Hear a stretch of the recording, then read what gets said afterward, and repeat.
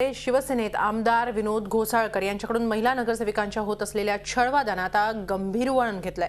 या सगळ्या वादामुळे रक्तदाबाचा त्रास वाढल्यानं सध्या हॉस्पिटलमध्ये दाखल असलेल्या नगरसेविका शीतल म्हात्रे यांनी तुर्तास तरी राजीनामा न देण्याची भूमिका घेतली आहे। पण घोसाळकर यांच्याकडून आपल्या जीवाला धोका असून माझं काही बरं वाईट झाल्यास ते जबाबदार असतील असा गंभीर आरोपही म्हात्रेंनी केलाय।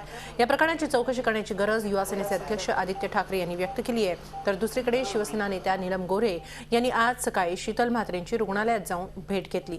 दहिसरचे आमदार विनोद घोसाळकर यांच्याकडून वारंवार होणारी मुस्कटदाबी असह्य झाल्यानं म्हात्रेंनी राजीनामा देण्याचा इशारा दिला होता। तर माजी महापौर डॉक्टर शुभा राऊळ यांनी म्हात्रेंची बाजू उचलून धरत शिवसेना नेतृत्वाच्या असंवेदनशीलतेवर जाहीर टीका केली होती। आज सगळा वाद टिपेला भिडला असतानाच वादग्रस्त आमदार विनोद घोसाळकर मात्र अलिबागला पक्षप्रमुख उद्धव ठाकरे यांच्याबरोबर युवा सेनेच्या व्यासपीठावर विराजमान होते।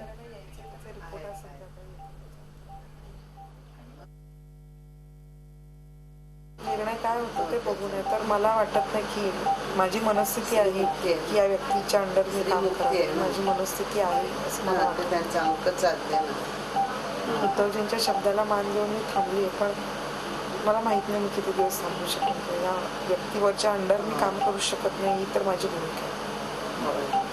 आणि मी तर एका न्यूजला तर हेही सांगितलं जर उद्या माझं काय बरं वाईट झालं तर त्याचा दोष या घोसाळकरांनाच धरायचा।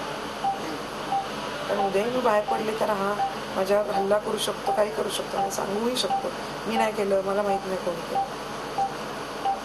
भडकवलंय त्यांना काही माहिती पण नाही। जे दादागिरी बेसिकली त्यांच्याकडे जे विभाग प्रमुख पद आहे त्याचा गैरवापर करून ह्या सगळ्या गोष्टी करतात। म्हणून आमचं म्हणणं आहे त्यांचं विभाग प्रमुख पदच काढून घ्या। विभाग प्रमुख पद हे तुमच्याच नगरसेविकेच्या विरोधात लोकांना भडकवण्यासाठी नाही दिलं। झी 24 तास एक पाऊल पुढे।